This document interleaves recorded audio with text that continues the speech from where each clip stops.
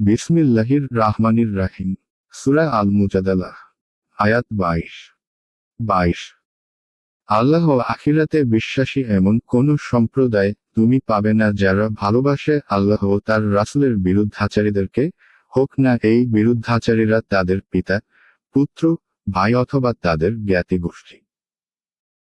তাদের অন্তরে আল্লাহ ঈমান লিখে দিয়েছেন এবং তাদেরকে শক্তিশালী করেছেন তার অদৃশ্য শক্তি দ্বারা।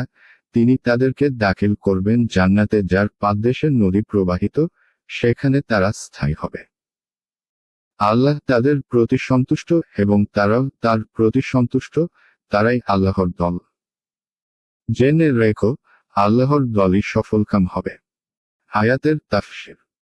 তুমি আল্লাহ ও পরকালে বিশ্বাসী এমন কোন সম্প্রদায় পাবে না, এক, যারা ভালোবাসে আল্লাহ ও তার রসূলের বিরুদ্ধাচারীদেরকে, হোক না এই বিরুদ্ধাচারীরা তাদের পিতা, পুত্র, ভ্রাতা অথবা তাদের জাতিগোত্র। 2, তাদের অন্তরে আল্লাহ ঈমান লিখে দিয়েছেন। 3, এবং তাদেরকে শক্তিশালী করেছেন তার পক্ষ হতে রূহ, জ্যোতি ও বিজয় দ্বারা।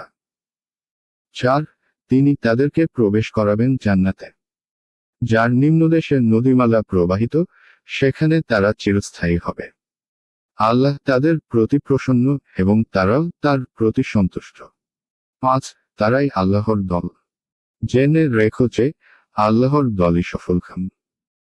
6.1 এই আয়াতে আল্লাহ তাআলা স্পষ্ট করে দিয়েছেন যে, যে ব্যক্তি আল্লাহর প্রতি ঈমানে এবং আখিরাতের প্রতি বিশ্বাসে পরিপূর্ণ হয়, সে আল্লাহ এবং রসূলের শত্রুদের সাথে ভালোবাসা এবং আন্তরিক সম্পর্ক স্থাপন করতে পারে না। অর্থাৎ ঈমান এবং আল্লাহর রসূল সাল্লাল্লাহু আলাইহি ওয়াসাল্লাম এর শত্রুদের প্রতি ভালোবাসা ও সহযোগিতা কোনো একটি অন্তরে একত্রিত হতে পারে না। এই বিষয়টিকে কুরআন মাজিদের আরও কয়েকটি জায়গায় উল্লেখ করা হয়েছে, যেমন সূরা আলে ইমরান 3, সূরা তওবার 9, 24 নং আয়াত ইত্যাদিতে। 2, কারণ এদের ঈমান এদেরকে তাদের সাথে ভালোবাসা রাখতে বাধা দেয়।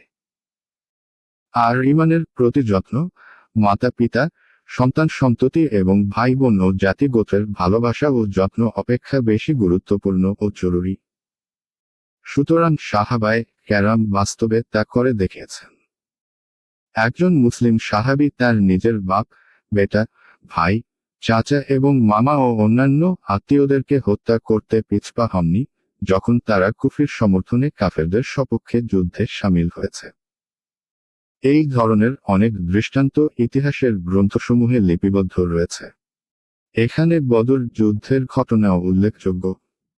যখন যুদ্ধবন্দীদের ব্যাপারে পরামর্শ হলো যে, তাদেরকে বিনিময়ে নিয়ে ছেড়ে দেওয়া যাবে, না হত্যা করা হবে, তখন ওমর রাদিয়াল্লাহু আনহু এর পরামর্শ ছিল যে, কাফের বন্দীদের মধ্য হতে প্রত্যেক বন্দীকে তার আত্মীয়ের হাতে তুলে দেওয়া হোক, সে নিজ হাতে তাকে হত্যা করবে। আর মহান আল্লাহ ওমর রাদিয়াল্লাহু আনহু এর পরামর্শকেই পছন্দ করেছিলেন। বিস্তারিত জানার জন্য দ্রষ্টব্য সূরা আনফাল 67 নং আয়াতের টিকা 3, অর্থাৎ মজবুত ও সুদৃঢ় করেছেন।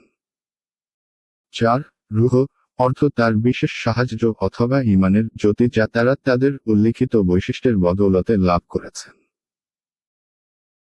5, অর্থাৎ যখন অগ্রণী মুসলিমগণ, সাহাবা রাদিয়াল্লাহু আনহু গণ ঈমানের ভিত্তিতে নিজেদের প্রিয়জন এবং আত্মীয় স্বজন থেকে অসন্তুষ্ট হয়ে গেলেন, এমনকি তাদেরকে নিজ হাতে হত্যা করতেও কোনো দ্বিধা করেননি, তখন এরই প্রতিদান স্বরূপ মহান আল্লাহ তাদেরকে তার সন্তুষ্টি দানে ধন্য করলেন এবং তাদেরকে এমনভাবে পুরস্কৃত করলেন যে, তারা আল্লাহর প্রতি সন্তুষ্ট হয়ে গেলেন। এই জন্য আয়াতে বর্ণিত এই সম্মান বিশেষ করে সাহাবাদের ব্যাপারে অবতীর্ণ না হলেও তারাই সর্বপ্রথম ও পরিপূর্ণরূপে এই সম্মান পাওয়ার যোগ্য। কাজেই এর ভাষাগত অর্থের দিক দিয়ে উল্লিখিত গুণে গুণান্বিত প্রত্যেক মুসলিমই দোয়া লাভের যোগ্য হতে পারে। যেমন, ভাষাগত অর্থের দিক দিয়ে প্রত্যেক মুসলিমের ক্ষেত্রে দু আর বাক্যস্বরূপ বলা যেতে পারে। তবে আহলে সুন্নাহের ভাষাগত অর্থকে দৃষ্টিচ্যুত করে বিশেষ পরিভাষারূপে তা রাদিয়াল্লাহু আনহু এবং আলাইহিসসালাম, সাহাবায়ে কেরাম রাদিয়াল্লাহু আনহু এবং আম্বিয়া আলাইহিমুসসালাম ব্যতীত অন্যদের ক্ষেত্রে বলা ও লেখা বৈধ গণ্য করেননি। অর্থাৎ এটা যেন তাদের একটি প্রতীক বা নিদর্শনে পরিণত হয়ে গেছে সাহাবাদের ক্ষেত্রে এবং নবীদের ক্ষেত্রে।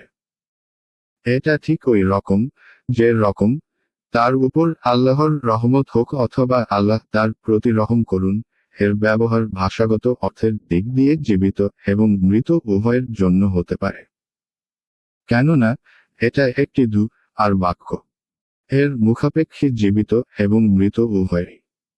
কিন্তু এর ব্যবহার মৃতদের জন্য নির্দিষ্ট হয়ে গেছে, তাই এটাকে জীবিতদের জন্য ব্যবহার করা হয় না। 6 অর্থাৎ মুমিনদের এই দলই সাফল্য লাভ করবে। এদের তুলনায় অন্যদের অবস্থা এমন হবে যে যেন তারা সাফল্য লাভ হতে একেবারে বঞ্চিত। আর আখেরাতে বাস্তবিকই তারা সাফল্য লাভ থেকে বঞ্চিত হবে।